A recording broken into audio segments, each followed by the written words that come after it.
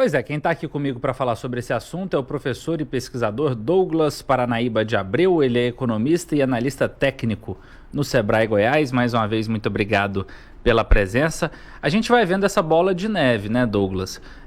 Como diria aquela música dos anos 90, o de cima sobe e o de baixo desce, né? Os mais pobres ficam cada vez mais pobres, os mais ricos ficam cada vez mais ricos. Está faltando política pública ou está faltando um movimento diferente do comando da economia para a gente conter os reflexos dessa circunstância internacional, principalmente relacionada à guerra, e ter um mercado interno mais protegido, ou não é por aí?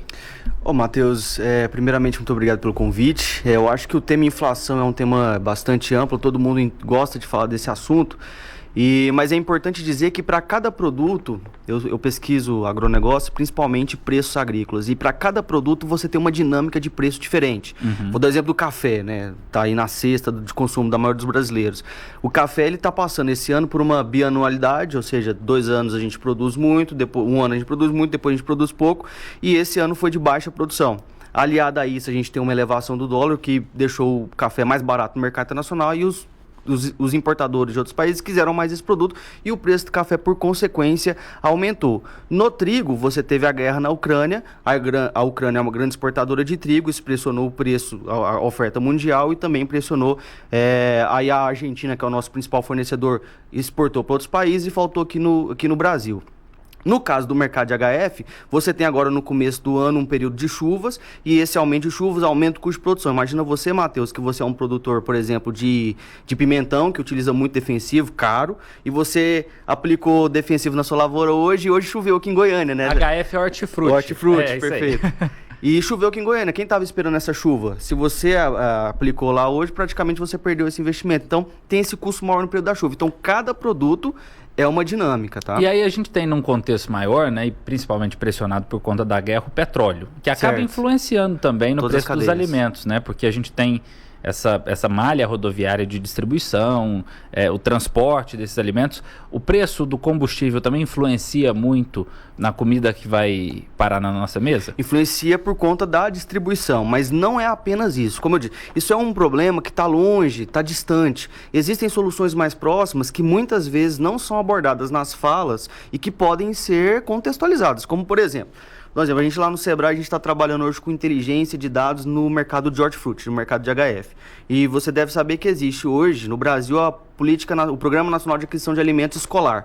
Ou seja, a prefeitura, PNAE exatamente, para merenda escolar, o PNAE, a prefeitura emite ali um edital para comprar, por exemplo, batata. Mas ela emite no município o edital para comprar batata durante 3 meses, numa época que não tem batata naquele município. Então, se ela emitisse um edital de batata doce, por exemplo, que teria, essa batata poderia ser absorvida por esse mercado e, consequentemente, a eficiência alocativa desse produto seria melhor. O que significa eficiência alocativa? Significa o seguinte: se você tem um produto e consegue vender ele mais rápido ou mais barato, naturalmente você consegue cobrar um preço melhor, ele não se perde na prateleira, ele não perde qualidade e naturalmente ele fica ali disponível na mesa do consumidor final. Essa questão de que o Brasil hoje, ele destina muitas áreas para monoculturas, e aí vamos dar nome, né, essas monoculturas, é soja, é milho, é boi, por exemplo, né? E não para outros produtos que o brasileiro muitas vezes se vê consumindo. Quem come soja? Ninguém come soja.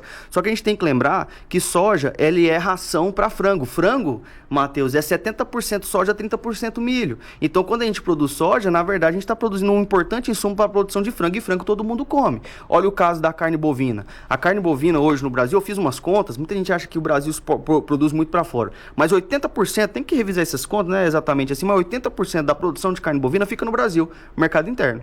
70%, 80%. Então, o brasileiro, ele se beneficia dessa oferta no mercado interno. Na medida que os preços elevam, existe um efeito que é o efeito de produtos substitutos.